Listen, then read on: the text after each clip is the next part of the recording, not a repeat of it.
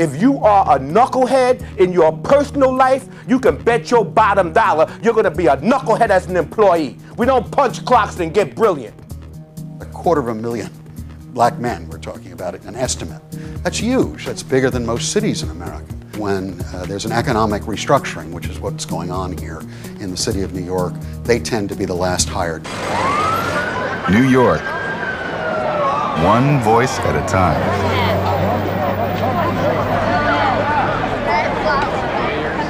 New York Voices. New York Voices is made possible by the members of 13. Additional funding provided by Michael T. Martin and the Rockefeller Brothers Fund.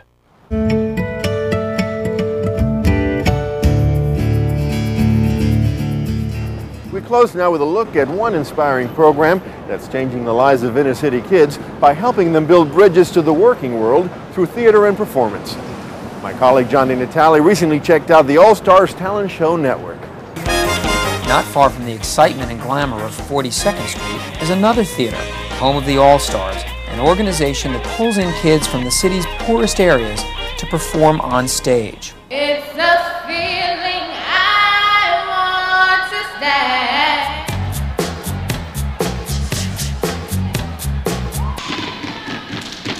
But these young people learn that a stage performance and a job performance are not that different.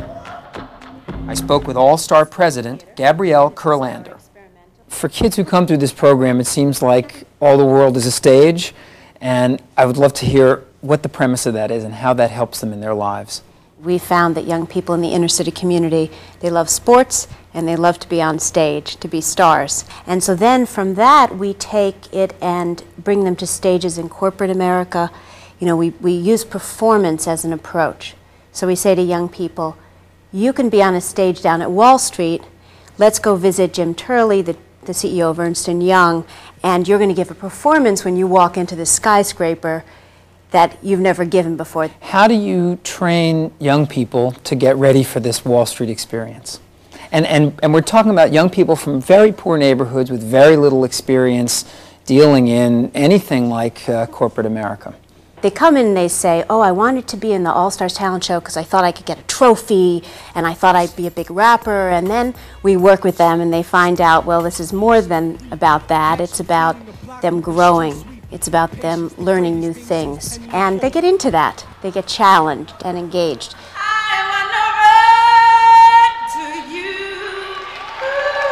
And they produce this vibrant talent show, 1,000 people in the audience, 200 young people on stage, 5-year-olds, 25-year-olds performing together. And they realize, my God, not only can I perform, I can create something. And what they create is a new image of themselves. The Development School for Youth is the other arm of the organization. Its director is Dr. Lenora Fulani. Not having money in American society impacts in a lot of different ways. Many of the underprivileged young people that we deal with are not connected to the cultural experiences that are available that involve the theater world, that involve the financial world. And those experiences end up being deprivational in ways that make their lives and experiences very narrow. Some of you may be scheduled for 2 interviews. Don't wait and try to do 1 and then 2. Start making those calls at the same time. Try to set those up. With the Development School for Youth, the performance involves these young people figuring out how to organize their life and time so that they show up over a 16-week period in Manhattan at 4 o'clock on time, dressed in their best get-up. What performance means is it gives young people the opportunity to break out of what they oftentimes perceive as their identities, as who they are. They're talking to white people from Wall Street and interacting in a way with the social process that gives them some sense of their position in the process and what they might do to be able to change their position. We go into these buildings that are, 40, 50 floors and seeing the city in all of its beauty and glory in a way that they often don't experience in their own neighborhoods. Experiencing the city is not new for Will Farris, a graduate of both the All-Stars and the Development School for Youth. Will now works for Blaylock & Partners, an investment banking firm. When the All-Stars came around, they unlocked some potential that I thought I never had. Let me hear you say, All-Stars!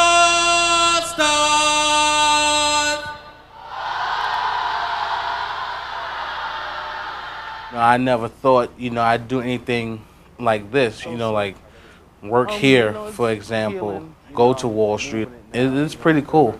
We've done resume writing. We've done interpersonal performance. You're going to have public speaking next week where you learn to be confident and speak in front of a group with a big, hearty voice. I never knew how to write a resume. The program associate, once again, sit down, just listen. Okay, what did you do when you were younger? Oh, I babysit. Oh, write that down. Really, what school you went to? This school. Oh, write that down. All you did was babysit? No, I did this, that. Oh, write that down, write that down. Next thing you know, it's 2 pages. These are like corporate people from corporate America telling us young minorities how it is in corporate America. I think that's a good thing, so, I have to listen. Because we always, these rich white people don't care about the young people. And guess what? They do. I was stunned when I got to meet some of these young people. I've been stunned by how self-possessed, poised. Some of them are very articulate. Some of them aren't as articulate. But they are curious, interested in the world, and they have dreams. They have aspirations. We would love to be put out of business. And if you look at just the staggering unemployment numbers in the black community and in other poor communities across our city, I mean, you could weep.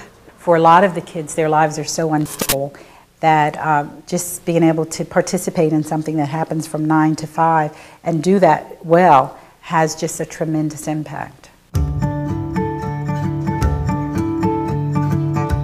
And that's it for this edition of New York Voices. For more information or to give us your ideas for future programs, please go to our website at 13.org. For all of us here at New York Voices, I'm Rafael Piroman. Thanks for joining us. We'll see you next week.